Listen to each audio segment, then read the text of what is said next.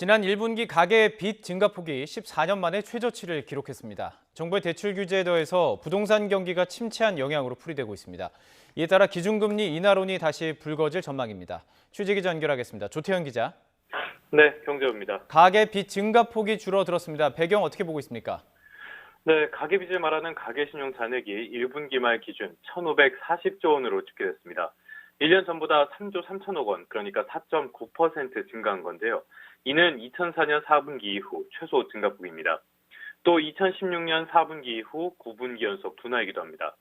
가장 큰 비중을 차지하는 가계대출은 1,451조 9천억 원으로 5조 2천억 원 증가하는 데 그쳤습니다.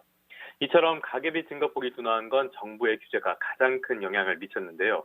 총부채 원리금 상환 비율, DSR 규제를 확대하면서 금융권이 대출 문턱을 크게 높였기 때문입니다. 여기에 각종 부동산 규제로 주택시장이 얼어붙었다는 점도 영향을 미친 것으로 풀이됩니다. 가계 빚 증가폭이 줄어들었다는 그 얘기인데, 이것이 그 통화 정책에도 영향을 미치게 될 텐데 어떤 영향을 미칠까요? 네, 정부의 강력한 규제가 이어지면서 가계비 증가폭이 한풀 꺾인 셈인데요. 한국은행이 지난해 11월 기준금리를 0.25%포인트 인상하면서 그 이유 가운데 하나로 가계빚의 빠른 증가 속도를 들었습니다.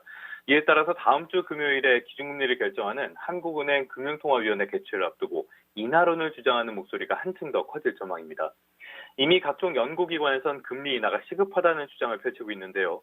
대내외 악재가 겹치면서 지난 1분기 성장률이 마이너스로 추락했고 국내 경제를 비교적 호의적으로 평가해왔던 경제협력개발기구 OECD마저도 올해 우리나라의 경제 성장률을 두 달 만에 0.2%포인트나 낮춘 2.4%로 제시할 정도로 경기 악화 상황이 심상치 않기 때문입니다. 하지만 이번 가계비 증가폭도 소득 증가율보다는 여전히 높은 편이라는 지적이 나오고 있습니다. 이주열 한국은행 총재 역시 여러 차례 금리 인하 시기가 아니라는 점을 밝혀왔다는 점을 고려하면 이번 금통위에서도 기준금리를 현재 수준인 연 1.75%로 동결할 가능성이 커 보입니다. 다만 만장일치였던 지난 금통위와는 달리 이번에는 인하를 요구하는 소수 의견이 제기될 수 있다는 전망도 나옵니다. 지금까지 경제부에서 YTN 조태현입니다.